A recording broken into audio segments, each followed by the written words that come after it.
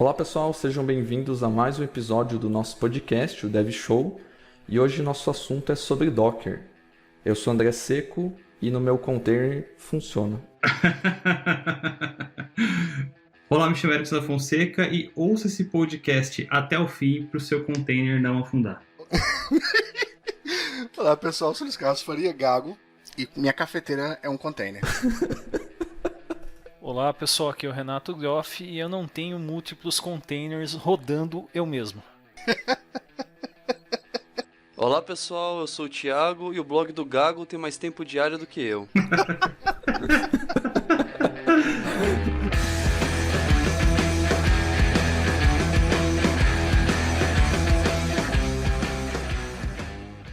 Bom pessoal, então para iniciar aí o nosso papo, seria interessante a gente começar falando um pouquinho sobre o que é Docker, né?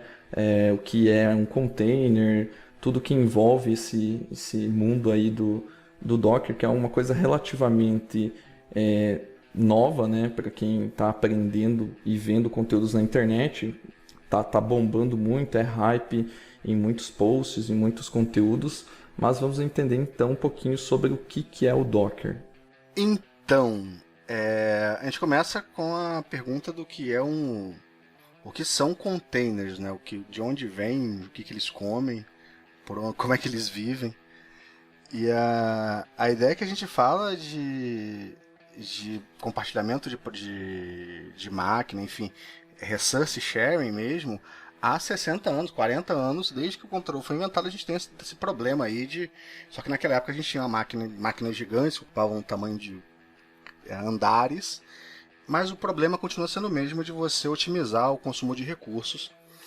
E aí, muitos anos depois, a gente chega lá em 2008, a Google vai, em cima de outros trabalhos que existiam no Linux, cria um cara chamado Linux Containers, e eles participam desse projeto de 2006 a 2008, e nesse período eles juntam e enriquecem o kernel do Linux para fazer alguma coisa que permitisse gerar uma abstração completa de um processo no Linux.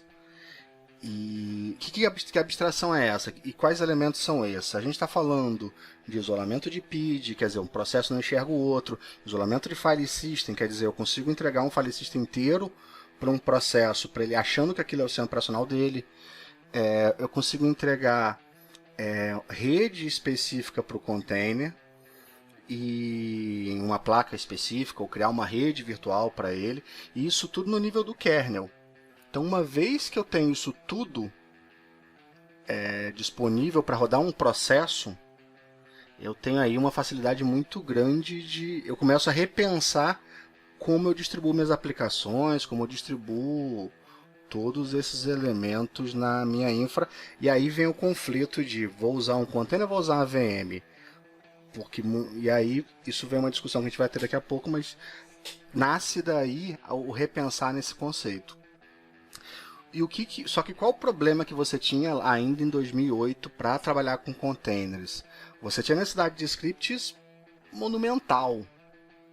E aí o Docker chega em 2013 para trazer para a gente uma visão mais human-like do que pode ser, de como você pode utilizar um container. Fica tudo ao passo de você executar um Docker Run, um Docker Compose Up ou algo mais prático. E você vai ver que outra coisa que ele traz também é um repositório de imagens. São esses os grandes conceitos que ele traz. Enfim, encapsulando toda a complexidade de trabalhar com Linux Containers numa CLI simplesinha. Eu vou fazer uma pergunta. A gente estava recentemente, a Renata é na campus, aí eu fiz uma pergunta pro pessoal, me deram a resposta, eu gostaria de fazer essa mesma pergunta. Eu tenho uma máquina com 8 GB. Se eu subir 10 containers com 1 GB, vai funcionar? De memória, só para frisar. Vai estourar. Assim, não existe... Claro que se o container efetivamente consumir 1 GB, ele vai fazer swap, ponto. Mas ele vai permitir eu criar. Vai permitir, só que vai estourar. Você vai começar a consumir memória que não está fisicamente disponível. Mas se todas as máquinas não consumirem 100%, se não consumir 1 GB, então se eu tiver cada uma máquina rodando com, sei lá, 300 megas, vai funcionar? Cada máquina ou container? Pro container, desculpa. Se cada uma não for no talo, não utilizar 1 GB, ela vai rodar. Eu consigo ter 10 aplicações de 1 GB que eu provisionei numa máquina de 8 GB e elas conseguem ficar ali, não se degladiando, mas se monitorando, se gerenciando e não cair? Perfeitamente, não há problema nenhum. Assim, os argumentos, o que você faz no Docker é você limitar. Você pode também fazer pré-alocação. Se você pré-alocar, por exemplo, eu acho que isso vai ter conflito. Pré-aloquei 2 GB para cada container e eu só tenho 8 disponível, eu estou querendo subir 5. Já estoura. Eu acho que ele vai estourar, não tenho certeza disso. Se você pré-alocar. Mas se você deixar dinâmico, ele vai consumir o máximo da máquina. Cada container, inclusive um container só pode consumir o máximo, consumir a máquina toda. Por default você não tem restrição. E o que você define é o limite, do tipo, cara, o limite para ele, 2 cores e 6 GB de RAM. Entendi. Não, isso é legal porque quem tá começando geralmente tem essa dúvida. Eles acham que container, o pessoal acha que container, Docker, multiplica hardware. Ele não multiplica. A gente continua trabalhando com o que a gente tem. Então, no caso, aí até funciona. Foi até uma pergunta que eu fiquei na hora pensando. Falei, caramba, mas eu nunca pensei nisso. Que vai funcionar. Só que não é uma boa prática, né? A gente não pode fazer isso. Sim. A minha máquina tem 64 GB de RAM, cara. Para poder rodar, eu rodo 40 containers, está sobrando, mas tem 64 GB. Acho que o grande ponto quando a gente fala de containers, na verdade, é questão de isolamento, né? Porque todo mundo já passou por esse tipo de situação, né? Você faz um deploy da aplicação A, do nada você percebe que a aplicação B parou de funcionar. Aí você vai caçar por que aconteceu isso. Podem ser várias coisas, mas geralmente caem em algum recurso compartilhado entre as aplicações. De repente você instalou um framework mais recente para rodar a aplicação A e matou a aplicação B, deu alguma incompatibilidade. Ou então tem um componente que é comum a essas duas aplicações, né? Você atualizou porque a A precisa de uma versão mais recente e sem saber quebrou lá uma aplicação B que muitas vezes é um legado que o pessoal mal lembra como se faz o deploy, né? Hoje você tem muita demanda, assim, você tem muita demanda por VM. E por que você isola cada aplicação numa VM? Porque naquele ambiente do SO ali, você quer ter total controle sobre o que está sendo instalado, sobre fulano que não vai atrapalhar ciclano. Porque o melhor dos mundos era uma máquina só que rodasse tudo, ponto. Tipo, gestão fácil, tá tudo junto. É uma máquina só para manutenção. É o melhor dos mundos pelo aspecto de se tudo funcionasse bem lado a lado. Como isso não é verdade, você acaba criando um monte de VM e o resultado disso na prática é que você tem, sei lá, por X tempo do mês, um monte de máquina com 5% de CPU, 10% de memória sendo consumido por um largo espaço de tempo no teu mês. Mas o argumento de segurança, isolar cada uma, é válido. Valida essa proposta. Na medida que você consegue conter isso consegue você desmascar esse argumento do tipo, cara, não, eu posso botar todo mundo junto, porque eu não vou atrapalhar ninguém, eu tenho certeza disso. E aí você começa a jogar outro jogo. Sim, até foi bom que o Luiz comentou de VM, porque eu já estive em projetos que o pessoal justamente acabou colocando VMs na nuvem, no caso, para isolar aplicações. Tudo bem, isso resolve, mas assim, você tem que ver que muitas vezes você tem um custo, pode ser que você não use todo o poder computacional dessa máquina e você está sendo cobrado por isso, né? Então você tem que pesar tudo isso e o Docker, como a gente já falou, ele oferece todo esse isolamento aí e acaba sendo uma grande vantagem em termos de deployment, fazer algo aí mais seguro aí que não leve a surpresas desagradáveis, né? Eu acho que quando você vai para a nuvem, você tem que mensurar muito bem o que você precisa utilizar, né? O que você realmente, o que o seu projeto realmente demanda. Porque, como o Renato falou, a partir do momento que você sobe uma instância de algum serviço ou sobe uma VM mesmo, você está sendo taxado, né? Está sendo tarifado sobre isso. Então, mensurar qual é a sua real necessidade e saber dimensionar o que você precisa alocar lá na nuvem é primordial para você ter não ter uma surpresa aí no final do mês. Sim, sim.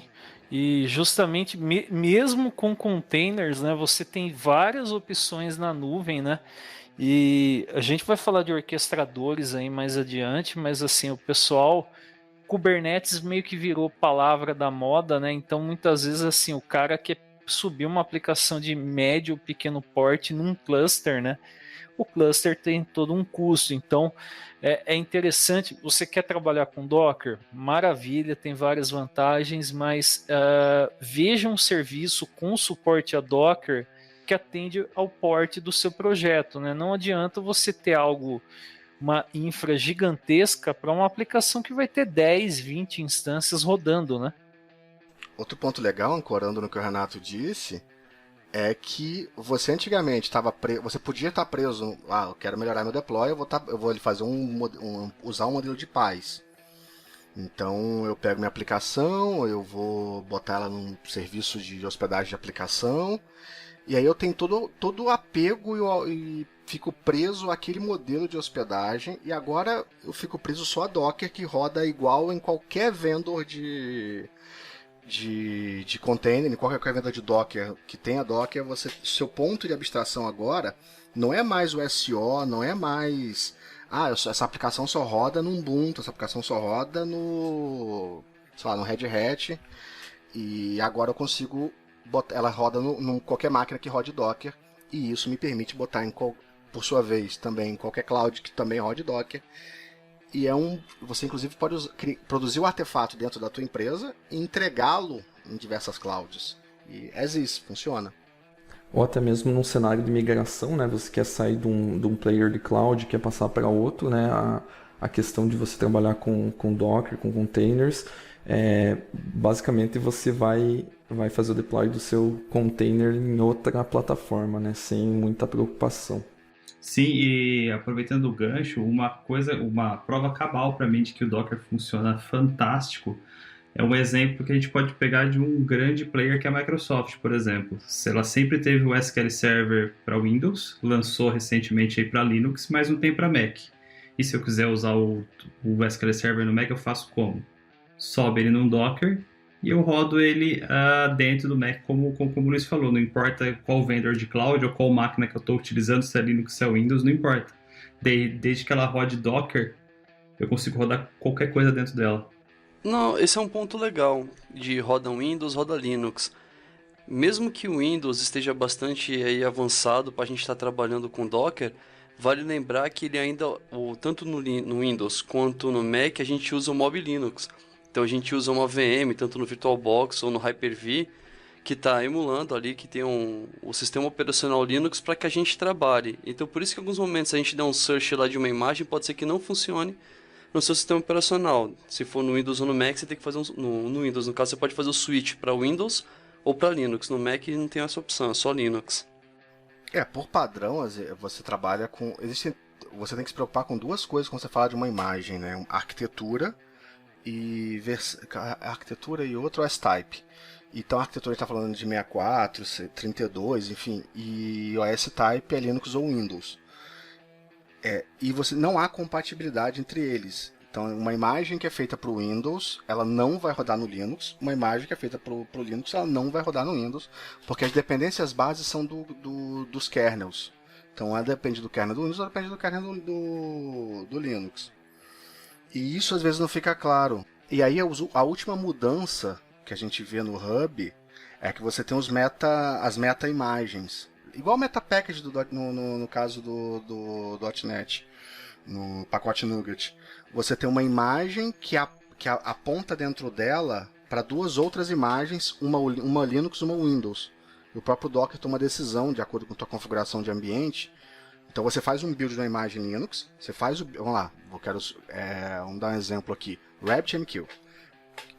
Você faz o build de uma imagem Rabbit para Linux, faz o build de uma imagem Rabbit para Windows, e cria uma terceira imagem que aponta para cada uma das duas. E aí, de acordo com o teu runtime, que estou subindo aqui com Linux Containers, ela vai usar do Linux. Você bota a meta package lá como referência, vai subir para o Linux. Você está no ambiente Windows, está no ambiente com Windows Containers, ele vai usar o meta package da outra, vai usar e apontar para outra. E aí, para você ficar transparente. Isso é uma parada bem legal, que é relativamente recente. É mais um nível de abstração aí para facilitar a própria troca, né? Ou você escolher entre um ambiente e outro de uma forma fácil, né?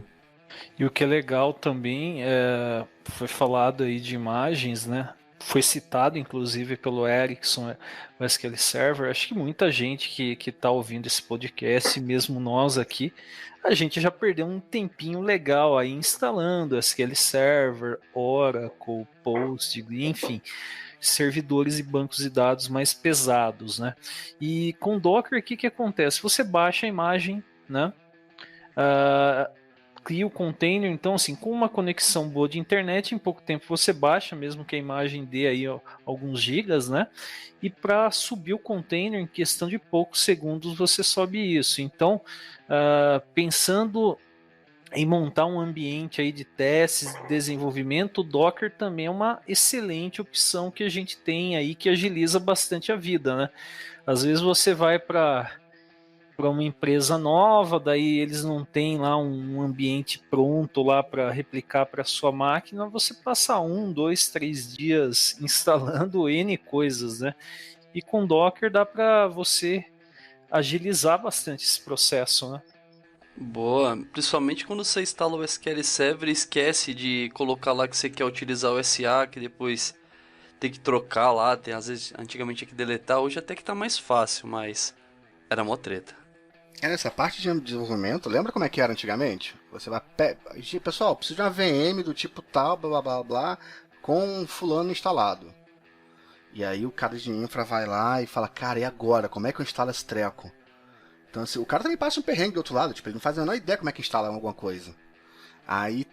E aí talvez você tenha que passar para ele um processo, e aí você também não sabe. E o pior de tudo, às vezes o teu cenário eu quero só saber se funciona. Eu quero só testar, tipo, ver qual é. Ver se a interface é bonitinha. Sei lá, ver se eu me adequo àquilo. Fazer um batch aqui, um testezinho aqui, pra ver se funciona. Sabe, tipo... Uma coisa ridícula. Vamos lá, quero subir um Redis. Sei lá, precisa saber qual o nível de swap, se vai ser persistido, se não vai. Você quer fazer um teste. Você quer usar um provider, ver como é que você programa o provider, como é que você usa ele. E só. E olha o custo aí. É bem mais simples, Aproveitando aí o assunto entre VM e containers, Docker como um todo, a gente poderia falar um pouquinho qual é a diferença essencial entre a gente subir um container ou a gente ter uma VM, criar uma VM, né? Qual que é a diferença a nível de compartilhamento do sistema operacional, ou tem um sistema operacional exclusivo? O que vocês poderiam destacar disso aí? A principal diferença que eu vejo é espaço, é disco, é hardware. Que nem eu tenho uma máquina hoje rodando uma API de enquetes. Essa máquina ela tem no mínimo 40 GB no C mais 60 GB no D, que é um padrão que a gente tem lá. Se fosse rodar num container, eu conseguiria isso em megas. Então o que eu vejo a primeira parte é economia, otimização de hardware. Você tem dois aspectos aí. Um é que primeiro quando eu estou usando o container, eu volto para features do kernel. Então eu estou ali muito perto do kernel, sem abstração de hardware, sem nada. Quando eu falo de VM, eu tenho uma paravirtualização que é hardwares virtuais. Então eu tenho um hardware virtual de disco, hardware virtual de rede, hardware virtual de processador, para entregar para um ambiente virtualizado. Eu instalo por cima dele um SO novo, que é completamente diferente, com kernel novo e tal. Então eu tenho dois para um host com uma VM, eu tenho dois kernels rodando e dois SOs inteiros. Quando a gente fala de uma distribuição, e aí precisa do conhecimento sobre distribuição Linux para poder entender a diferença. No Linux, quando a gente pega uma imagem, por exemplo, Debian, ela tem 50 megas. Eu acho que é isso mesmo, 50 ou 100 megas, enfim, whatever, 100 megas. É muito pouco Assim, é muito pouco para você subir, por exemplo, uma aplicação. Então, o que você sobe, o que você tem de consumo ali é features que estão no kernel, mais um detalhezinho a mais que é aquele SO ali, que na prática não é um SO, são só os binários e configurações. Então você se comporta como uma máquina Debian, como se fosse uma máquina Debian, mas na prática você é um container que tem um file system que é igual a um Debian, com binários que se comportam como Debian, usando features que estão no kernel. Show, beleza. Em relação à questão de a gente poder utilizar containers Docker já no momento do desenvolvimento da nossa aplicação, desde o início dela, qual é a relação que eu tenho em fazer a utilização todo esse ambiente já na minha máquina, para depois colocar alguma coisa em produção, ao invés de eu desenvolver da maneira tradicional, aqui sem utilização, e depois só me preocupar em containerizar isso aí. Em Dev, eu utilizo bastante a questão de banco de dados, para não ficar pedindo toda hora, ó, DBA, cria um banco assim, cria um banco assado. Depois que eu criar, tanto for no Windows ou Linux, eu passo a estrutura pro DBA, se for no SQL Server, então eu peço só o banco no caso do Mongo, e aí coloco em prod, mas em matéria de dev eu uso mais questão de banco e para testar também, que nem o front-end, às vezes ele está querendo testar uma API que eu criei, então eu vou crio dentro de um container a minha API, crio uma imagem, passo para eles, só baixam lá e segue o jogo, tá já com Compose, tá com uma base de dados, tá tudo lá. Aí para produção, lá ainda a gente está utilizando VM, a gente não evoluiu ainda para o Docker. Mas esse é o meu cenário. E hoje desenvolvo bastante com container.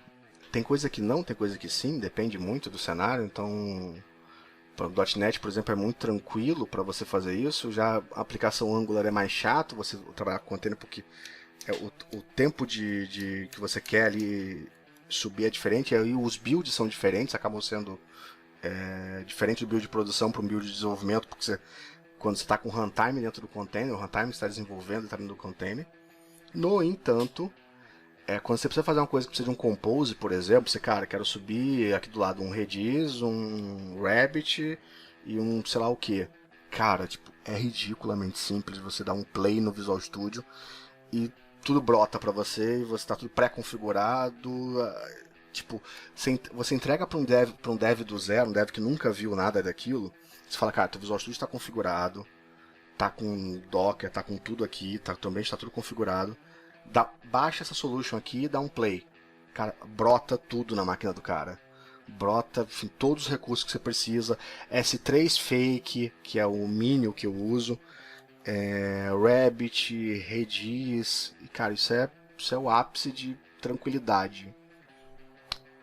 Tá, então só para eu entender aqui, a questão de a gente utilizar Docker no ambiente de desenvolvimento seria a facilidade de automatizar o nosso processo de desenvolvimento mesmo, não que eu estaria já construindo um container já próprio para eu colocar em produção, né? Algo próprio da questão do ambiente de desenvolvimento, é isso mesmo, né? São os dois cenários, você pode usar para os dois, é uma escolha.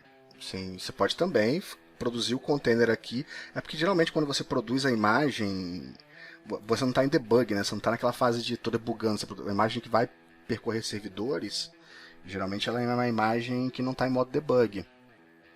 Então você vai percorrer você não está ali atachado nela debugando, então ela tem mais coisa, precisa de SDK. Essa, por exemplo, é uma diferença grande. Uma imagem que tem SDK é uma imagem que, por exemplo, você precisa atachar um debugger remoto, fazer alguma coisa dentro. Isso você não leva para produção, porque você engorda a imagem com isso. Pegando o .NET Core, se você considerar o SDK do .NET Core, você tem mais de 1 GB, se eu não me engano, acho que 1.2 GB, né, a imagem, em média, né? É grandinha. E se você pegar, por exemplo, o runtime do ASP.NET Core, né, porque quando você gera a imagem, geralmente em aplicações web, você usa o runtime.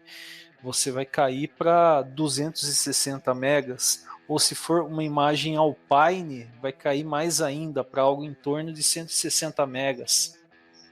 Exatamente. Então faz muita diferença essa questão do runtime do SDK.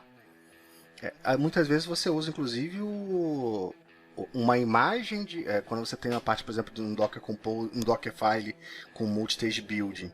Você usa o SDK para processar a sua aplicação e fazer o build. Ele entrega teu binário no file system.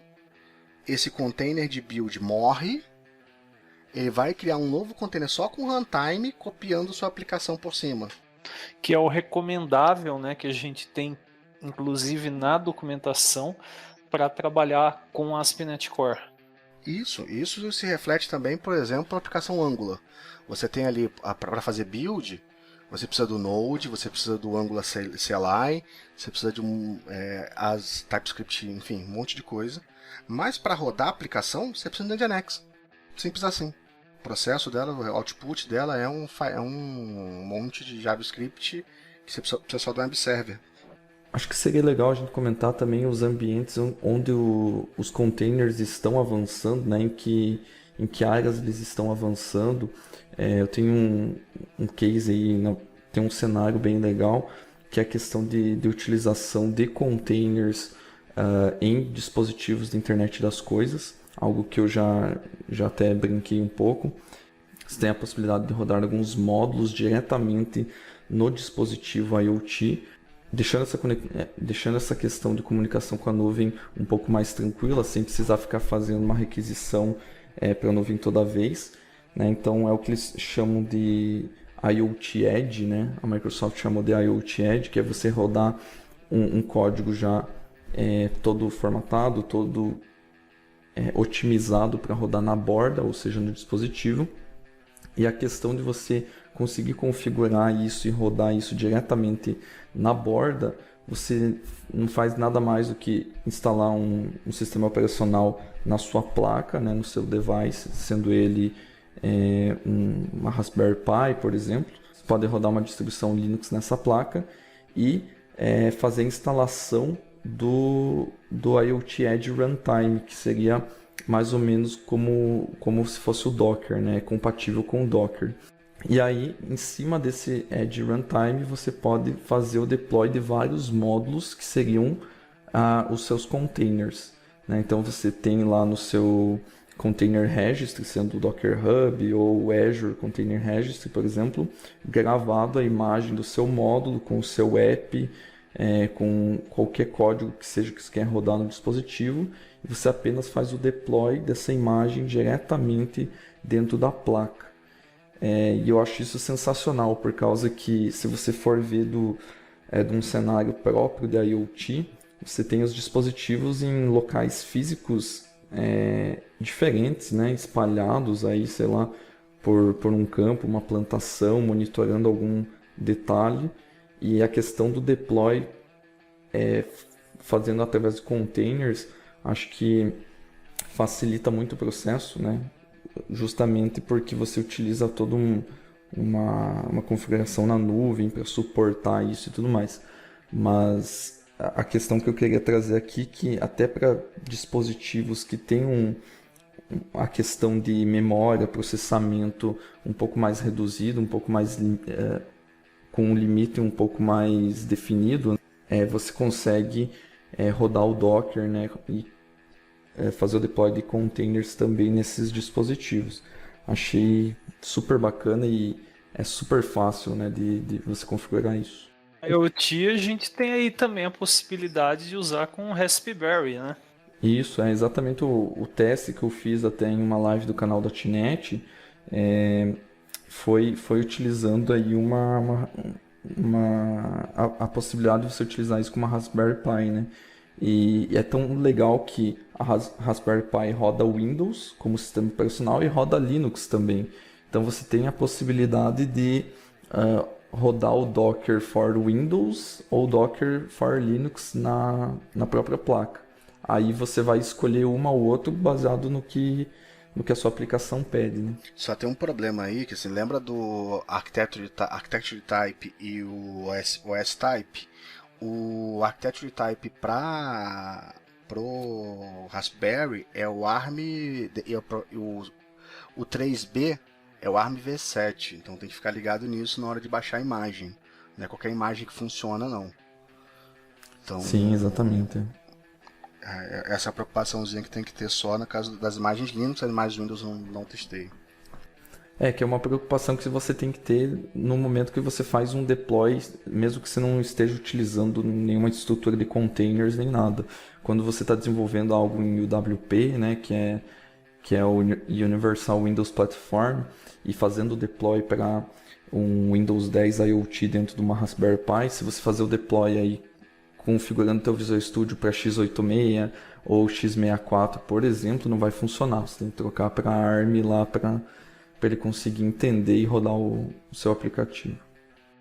Voltando ao tema do onde a gente vê isso evolução, existe também a parte, eu uso bastante Jenkins, então hoje o meu Jenkins eu até instalo o Java para poder rodar o Jenkins no host, mas o container de build, o build acontece via container, então eu descrevo para ele um Dockerfile de build. Então o runtime necessário para realizar o build está dentro de um container, ele sabe rodar aquilo num container, ele sabe fazer, já sabe aí pelo plugin, ele sabe fazer os binds de file system, e isso sai completamente natural, do tipo, eu não instalo o SDK no meu host para poder fazer build de aplicação nova. Isso dá muita flexibilidade. Então, Luiz, você estava falando aí a respeito de fazer os builds das imagens utilizando o Jenkins. Como que fica? Uma coisa que eu percebi é que quando eu faço build de aplicações baseadas em Docker, utilizando alguma ferramenta de integração contínua, no caso o Jenkins ou o VSTS, né, o Azure DevOps, eu percebo que o processo de deploy ele é um pouco mais demorado, porque a cada build que a gente faz, ele baixa todas aquelas layers que ele precisa para poder gerar o container em si. Existe alguma forma de tentar de fazer esse processo ser mais rápido? Utilizando o Jenkins, no caso? No Jenkins, como você usa um Dockerfile, você já não tem esse problema. Tá, primeiro ponto. Tá, Ele já faz cache das layers já na máquina? Não, quem faz cache é o Docker. O Docker, por padrão, faz cache. Então, se você não configurar nada, o que você não pode é do tipo gerar dinamicamente o Dockerfile ou mudar o Dockerfile. A mudança no Dockerfile produz a reutilização, a não reutilização das layers a partir do ponto que você mudou. Vamos lá, eu tenho 10 linhas no Dockerfile. Se só a última for alterada, todas as 9 layers lá anteriores se mantêm, só a última é refeita. E isso vai ficar na máquina ou no host que está buildando. No meu caso, meu host é único. Só que existe um problema quando você fala, por exemplo, do VSTS, que é o seguinte, o teu builder também é um container. Entendeu o problema? E aí ele tem que criar outro container para isso, e aí ele não está armazenando o cache. Ele está descartando, entendeu?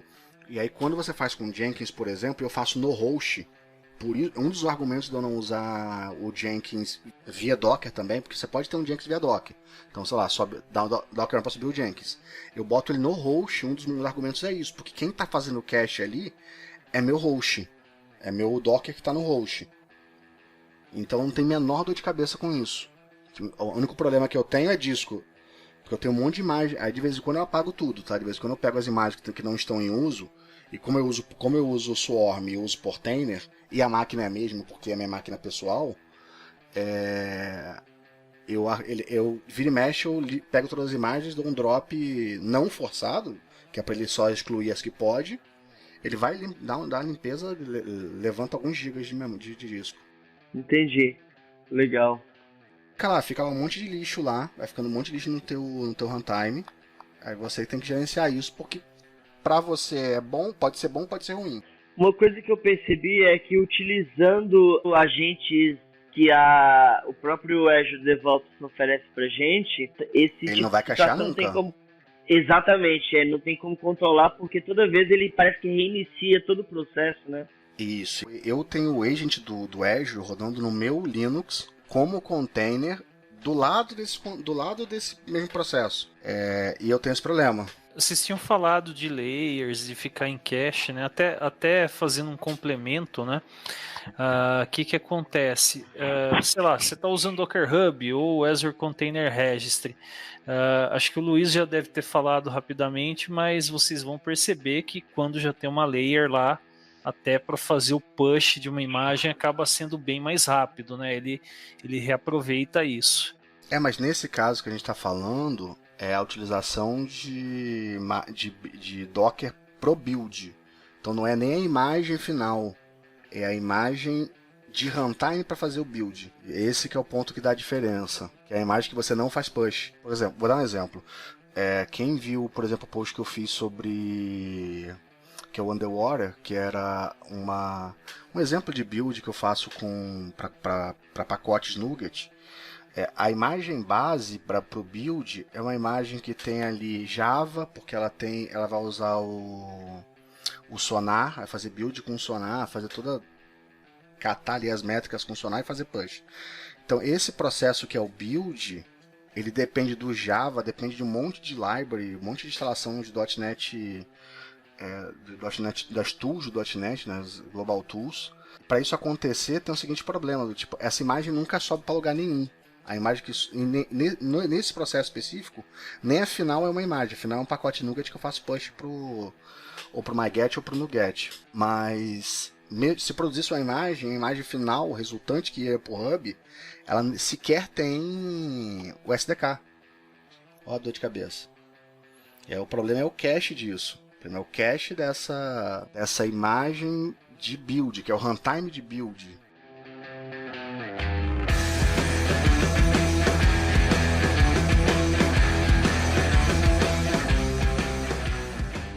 O nosso próximo item aqui da pauta seria falar um pouquinho sobre os containers na nuvem, né? A utilização dos containers na nuvem, o próprio conceito de CaaS, né? Container as a Service, o que a gente podia comentar a respeito disso.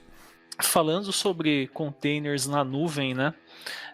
A gente é um pouco suspeito para falar, né? Pelo vínculo que a gente tem aí com tecnologias Microsoft, né?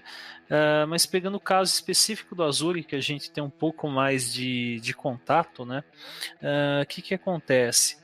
A gente tem várias opções disponíveis, desde as mais simples e baratas até algo mais sofisticado e que demande aí uma infra mais parruda, por assim dizer, né? Então, por exemplo, você tem o Docker Hub para publicar imagens. Você vai publicar uma imagem de uma aplicação corporativa como privada. Para publicar como privado, você vai ter custo.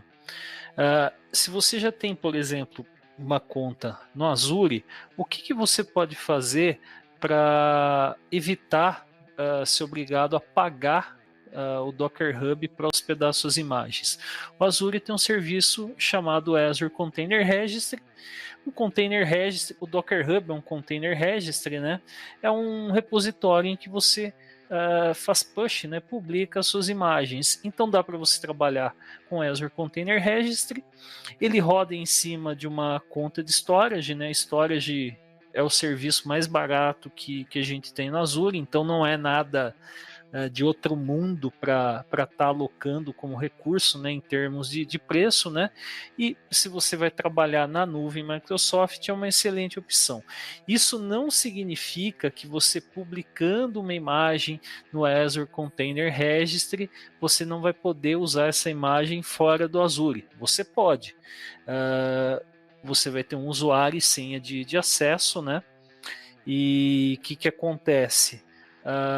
Você vai ter condição daí de a partir disso, né, com esse usuário e senha, de se conectar no seu Container Registry, acessar suas imagens e fazer pool delas, fazer o download delas. Então, chega o caso de você poder, de repente, publicar algo na Google Cloud ou na Amazon, acessando o Container Registry que está no Azure. Alguém teria algo aí para falar mais de Container Registries fora do Azure? Por que eu teria por que eu preciso ter um Container Registry? Acho que é uma boa pergunta para responder. para justamente publicar suas imagens, né? Para fazer deploy, você precisa gerar primeiramente sua imagem a partir da imagem que você vai criar seus containers, né? Falando isso de uma maneira extremamente sucinta, né? Outro ponto que favorece é o fato de você, por exemplo, você reduzir a latência para você subir um container. Então, pensa que eu tenho o deploy de uma aplicação grande, eu preciso subir na minha infra, eu faço o deploy no Docker Hub. Só que, tá bom, usei o Docker Hub, ok, mas eu vou usar um serviço, sei lá, em outra região. Então, o download da imagem, ele vai demorar o tempo de rede entre um cenário central, lá onde você publicou sua imagem, até o host que está subindo o teu container. Quanto mais perto isso, mais prático para a gente subir a imagem, mais rápido, mais eficiente, e muitas vezes você economiza banda. E lembrando que as imagens com 300 megas, 400 megas, 1 giga, e para esse cenário de imagem faz muita diferença você estar perto. Você está geograficamente publicando suas imagens perto de onde vai rodar. Faz muita diferença. Além do que se beneficiar, né? Tem muitas imagens com layers em comum, né? Você já acaba até no momento de fazer o push da imagem, conseguindo isso mais rápido, né? Reaproveitando camadas já existentes, né? Beleza? Dando andamento aí, o que mais que a gente tem aí de opções aí no Azure para publicar containers, né? A gente tem um serviço chamado Azure Container Instance. O que esse serviço faz? Ele vai usar uma imagem, que pode ser uma imagem pública do Docker Hub, uma imagem privada do Docker Hub, uma imagem que está no Azure Container Registry, que por definição é privada, ou de repente algo que está em outro Container Registry, que pode inclusive estar na Google Cloud ou na Amazon, de repente. Como eu falei, o ferramental para usar um Container Registry é válido tanto para o Docker Hub quanto opções de nuvens privadas que a gente tem aí, a Amazon, Azure, Google Cloud e assim por diante, né? E no caso, o que vai acontecer? A gente vai apontar para uma imagem, vai ter condição de selecionar quanto de memória e core que vai ser alocado para o recurso, né? Uma região também geográfica, né? Um data center do Azure, ele vai subir daí para a gente um único container rodando daí uma aplicação que foi previamente montada através de uma imagem. Então, se você precisa subir um único container para rodar algo, ele vai atribuir um IP, né? Dá para você selecionar também um DNS e você vai ter condição daí de trabalhar com isso. Não é uma opção escalável, né? Então você não tem condição de configurar para rodar 10 containers daquela aplicação. Você criou um único container que está lá na nuvem. Temos também ainda o Azure Web App for Containers. O que é o Azure Web App for Containers? Para quem já teve contato com Azure, com certeza em algum momento vocês devem ter utilizado o Azure App Service. O Azure Web App for Containers é a variação do Azure App Service para trabalhar com imagens e containers Docker. Inclusive, se vocês, por exemplo, forem criar um novo recurso do Azure App Service pelo portal do Azure, tem tanto um atalho mais direto para o Web App for Containers, ou então quando vocês criam um app service, dá para você falar, olha, vou trabalhar com containers. Marcando que vai trabalhar com containers, vai ter uma opção lá onde dá para você selecionar e indicar que vai trabalhar com uma imagem que está no Docker Hub, seja uma imagem pública ou privada, com Azure Container Registry ou qualquer outro repositório privado. É um serviço que eu gosto de falar a respeito dele, porque muitas vezes o que vai acabar acontecendo?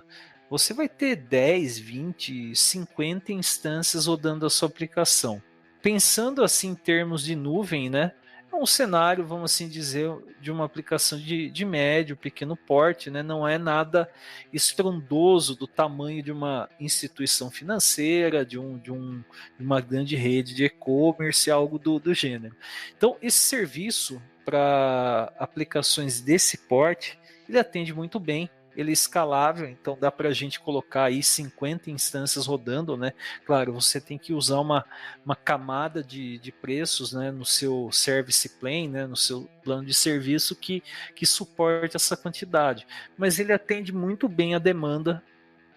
Dá para configurar o uso aí com ferramentas de integração contínua, seja Azure DevOps, seja Jenkins, né? E funciona muito bem. Por que eu estou falando isso? Como a gente já havia previsto, né, e ainda vai estar sendo falado nesse podcast, né, que acontece?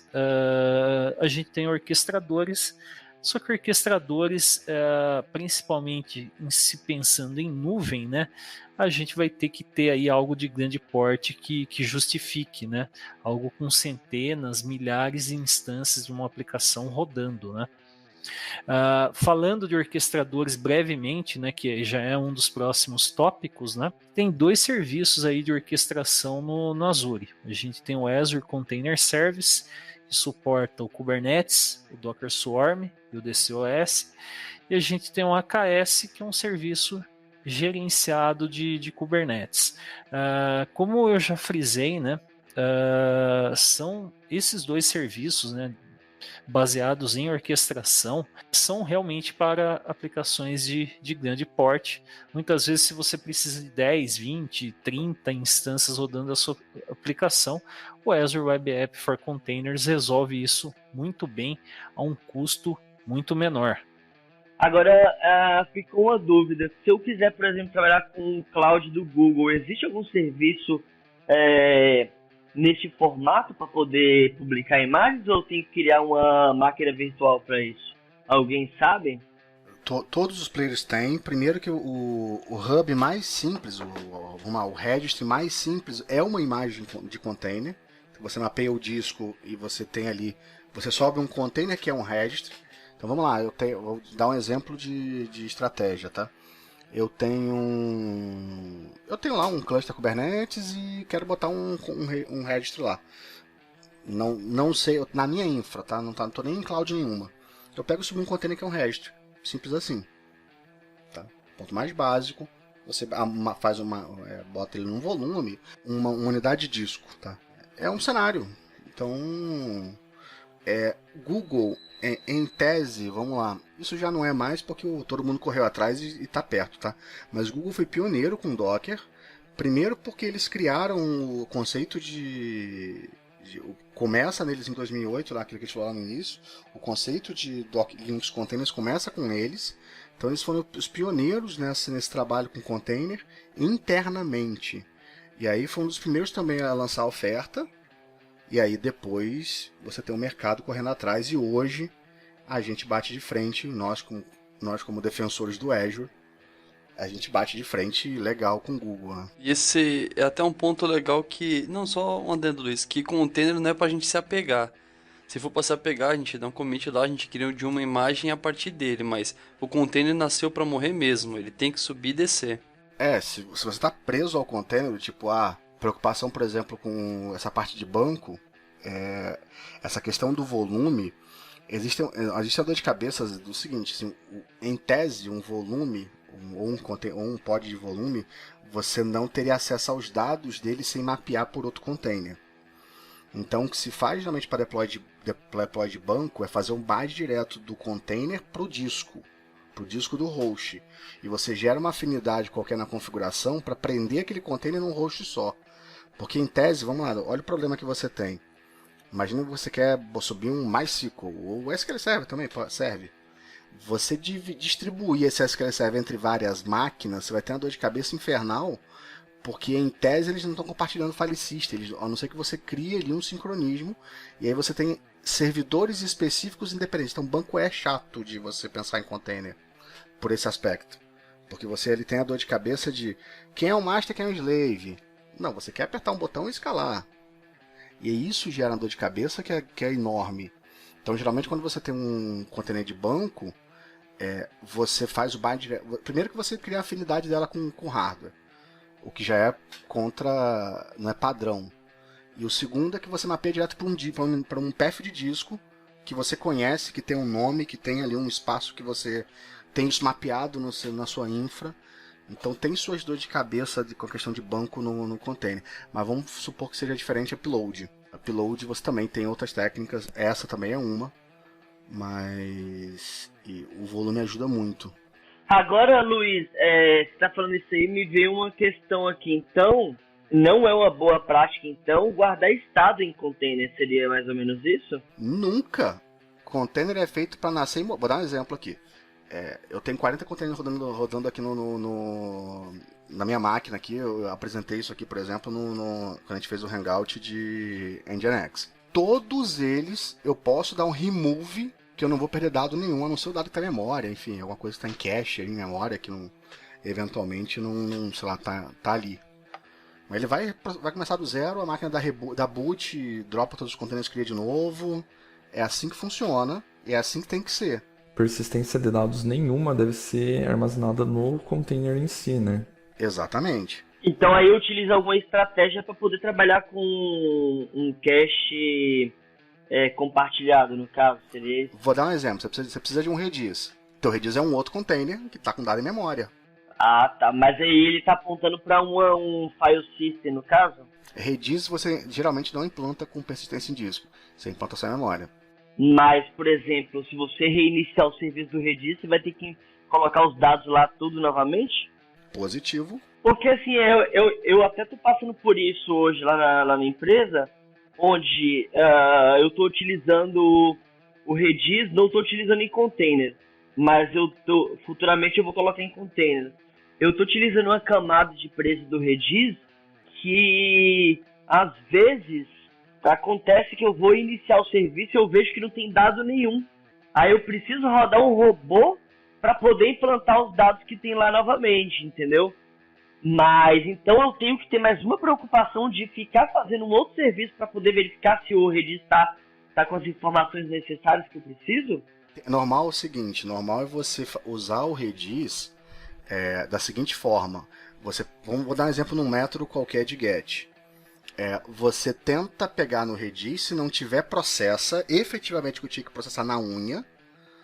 E aí, esse processar traz o dado para a memória do teu processo ali, joga no Redis antes de entregar. O próximo requisitante pega esse dado do cache. É assim que eu faço para 100% dos processos que eu trabalho com Redis. É um processo reativo de caching. Se ele precisa ser persistido, do tipo, se você precisa monitorar para saber quando um Redis sobe ou quando um Redis cai, provavelmente você vai saber quando sobe. Primeiro você precisa ser resiliente a isso, resiliente a quedas. Então, esse cara morrer não pode parar teu processo, não pode dar zica, entendeu? Entendi. Primeiro ponto. O segundo se você precisa ser resiliente e monitorar ali a criação do container, você tem uma API para .NET chamada .NET.docker ou docker.net. Eu já usei para fazer um teste aqui, ficou bem legal.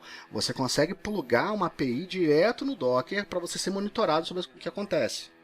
Então você consegue fazer ali pooling para saber, criou um container, tá bom, que tipo é o Redis? Faz alguma coisa lá, chama alguém, chama um hook, faz um webhook. No Kubernetes você tem isso, se não me engano, quase que automático, do tipo, você tem como configurar ali um hook. E essa é a grande sacada do Kubernetes, né? Tipo, a quantidade de customizações que você faz sem mudar o projeto, sem sair do Kubernetes, entendeu?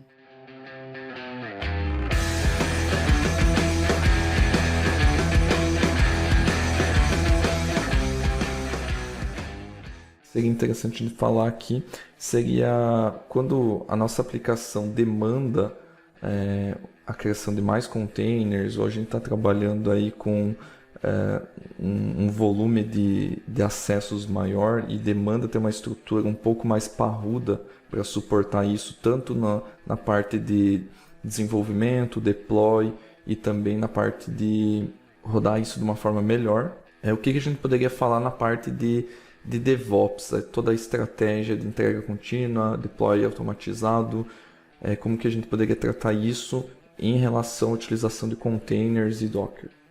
Na minha opinião, vamos lá, em relação à parte de Docker e ferramentas de DevOps, o que eu vejo e o que eu venho passando ultimamente foi o que eu falei com o Luiz agora há pouco. A gente tem um problema, se utilizar o Azure DevOps e utilizar os agentes privados do Azure DevOps, a gente tem um problema que ele vai fazer todo o processo de baixar todas as layers quando você for fazer build de algum tipo de aplicação.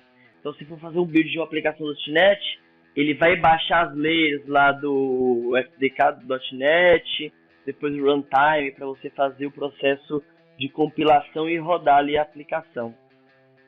Né? Então, o seu processo de build ele vai ser um pouco mais demorado do que o padrão. Então, o que eu fiz o que eu experimentei que melhorou nesse processo é utilizar um agente privado, ou seja, você pegar um agente e colocar dentro de uma máquina dentro da sua infraestrutura, e aí você vai conseguir trabalhar de forma mais você vai conseguir fazer o processo de build mais rápido, né? Agora, o que eu vejo também em relação a trabalhar com Docker e esse processo de DevOps, de entrega, de deploy contínuo, já vai mais para a parte de estratégias. Então, neste caso, eu vejo bastante coisa interessante utilizando algum orquestrador de containers, no caso o Kubernetes, para você bolar uma estratégia de entrega contínua da sua aplicação, né? Utilizando algum processo tipo Release Canary, fala, né? O TestAB e tal. Então eu vejo que vai um pouco mais de estratégias, porque assim, utilizar a parte de ferramentas em relação a containers não é tão complicado, é simples. Então eu vejo mais que precisa dar mais atenção a qual estratégia você vai utilizar para poder fazer a entrega dessas aplicações utilizando o container e Docker.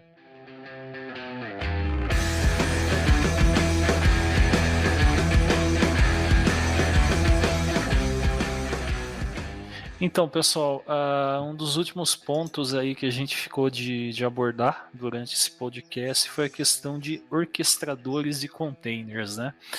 A gente tem aí duas opções principais, né? O Kubernetes e o Docker Swarm.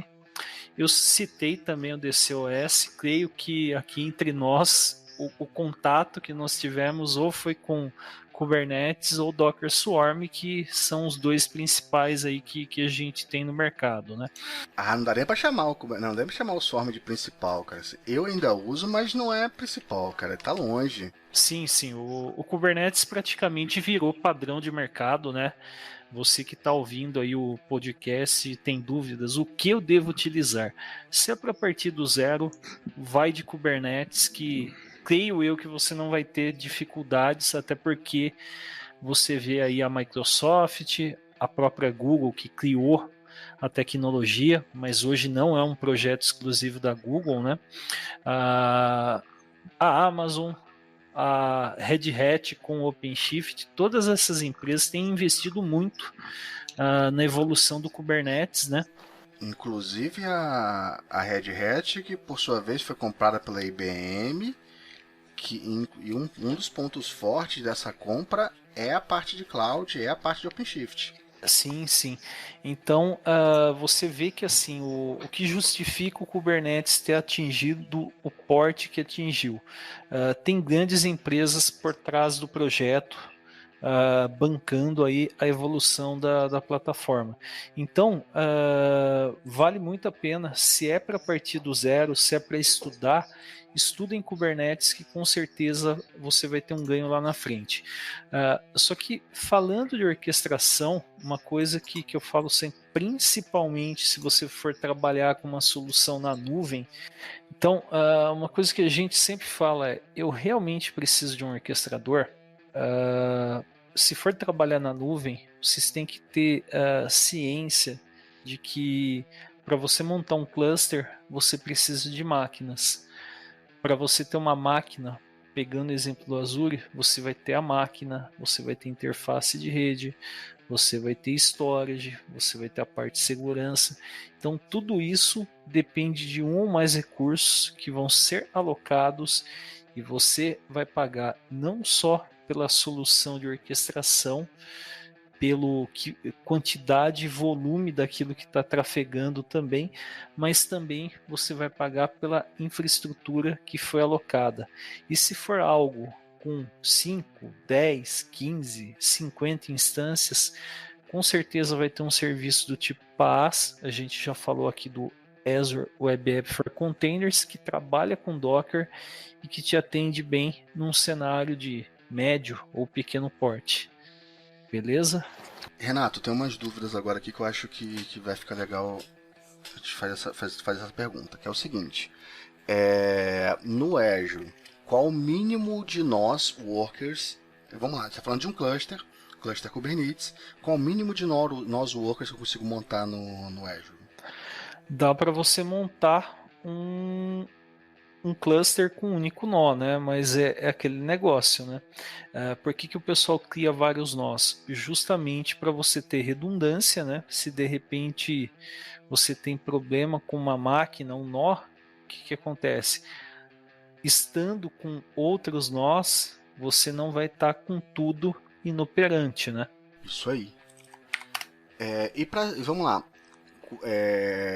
Eu ainda uso Swarm e tem alguns argumentos para isso, tá? Swarm, primeiro que Swarm não é indicado, tá? Tem uma galera que ainda defende o Swarm, mas é cachorro morto, assim, não dá para comparar. Eu sou dos que defendo do tipo, se eu tô administrando o projeto, se a gestão é minha, tipo, e custo para mim pode ser um problema, eu ainda uso o Swarm.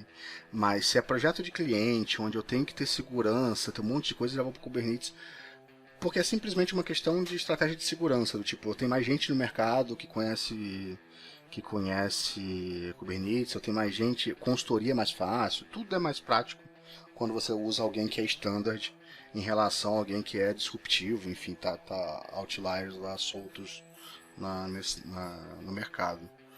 Mas para um cenário que eu tenho aqui, que é a minha máquina e eu tenho uma máquina só, ou 2 máquinas, enfim, coisa muito pequena, ainda acho que vale a pena trabalhar com Swarm se você quer curva de aprendizado zero, tá? É muito simples, muito prático, funciona bem. Então eu acho que o Swarm é um bom ponto de entrada para quem ainda está com medo do Kubernetes ou quer fazer Kubernetes em on-premise, quer fazer orquestração on-premise. É até bom comentar, né? O Kubernetes ele tem inúmeras vantagens, como a gente falou, virou padrão de mercado, mas assim, ele não é fácil. Se você for partir de um ambiente on-premise, montar do zero toda a infraestrutura não é um processo simples. Um amigo meu que é arquiteto, trabalha mais com Java, hoje já trabalhou com .NET, e estava relatando a experiência dele para mim.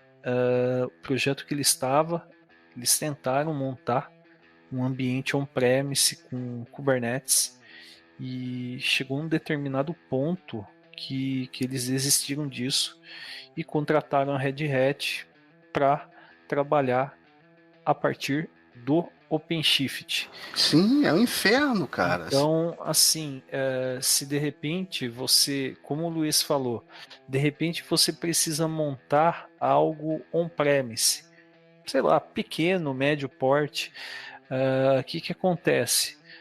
Você não vai ter um serviço na nuvem como o Azure Web App for Containers, mas se você quer se beneficiar das vantagens que um orquestrador te oferece, o Docker Swarm deve resolver isso sem grandes dificuldades.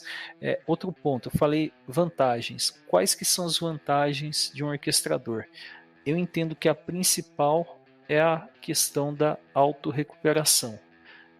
Vamos pegar o Kubernetes. Kubernetes você tem uma estrutura chamada pod. Nessa estrutura você pode conter um ou mais containers. Se vai conter mais de um container, aí depende das características do seu projeto.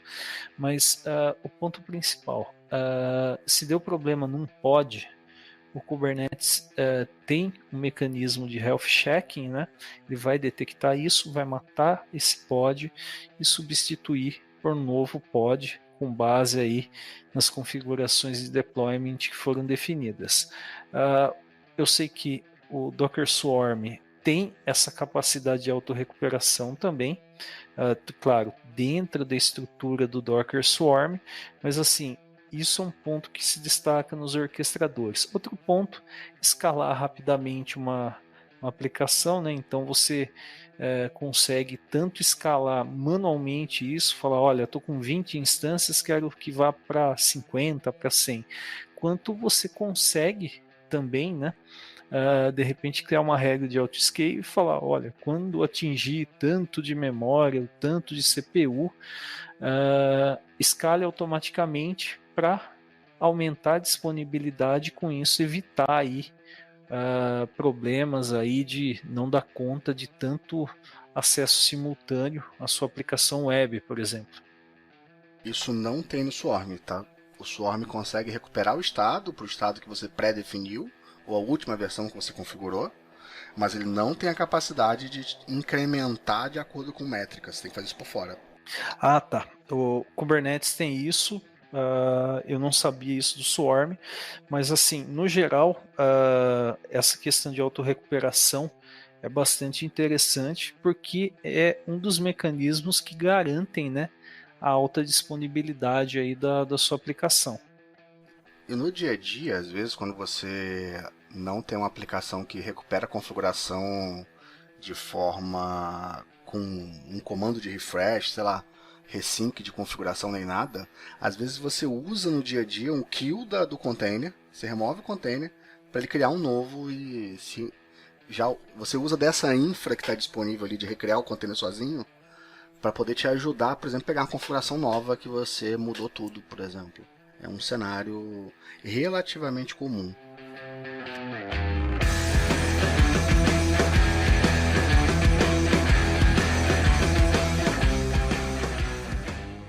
Pessoal, então, para quem quer saber mais sobre Docker, a gente vai deixar um monte de link aqui. Tem link para o meu site, tem link para o site do Renato. O Renato vai falar um pouquinho também sobre isso. Vai ter um link também para o Linux Tips, que é um canal que tem bastante conteúdo também. Tem inclusive tanto eu quanto ele, a gente tem vídeos direcionados a Docker lá no YouTube, tá bom? No canal do .NET tem muita coisa que a gente vem fazendo, né? Envolvendo o uso de Docker, né? Então já teve coisas aí comigo, com o Luiz, com o Milton, né? E Giovanni Bassi também, em eventos que a gente organizou, várias pessoas aí da comunidade. E tem meu blog também, né? Sempre que eu posso eu tô aí publicando aí alguma coisa, algo que eu acho bacana envolvendo o uso de Docker, seja focando em .NET, seja fugindo um pouco do mundo .NET também. Beleza, então pessoal, só reforçando, os links estarão no nosso post que sai no nosso site, né, no devshow.com.br. Se você não está ouvindo esse podcast pelo site, né, é recomendável que você acesse lá, dê uma olhada nos links, no post completo e dê uma olhada nos conteúdos que são muito ricos, bem completos, e eu acho que vai ajudar muita gente. O Thiago também, fale aí, Thiago, das suas experiências com Docker, JavaScript. Eu tenho publicado também já há um tempo, trabalhando com Docker e JavaScript, e eu queria ter uma página no Medium lá /DockerBR. A gente coloca também o link lá pro pessoal para estar compartilhando. Bom, pessoal, então esse foi o nosso episódio sobre Docker. Espero que vocês tenham gostado. É um conteúdo bem extenso, bem denso. Fica aí o convite para vocês entrarem em contato com a gente, sugerirem temas, pautas para os novos episódios, e nos vemos numa próxima. Valeu, pessoal. Valeu, pessoal. Obrigado aí pela audiência de todos. Até a próxima. Valeu, galera. Um abração. Falou, pessoal. Abraço. Valeu, pessoal. Obrigado. Valeu, pessoal. Até mais.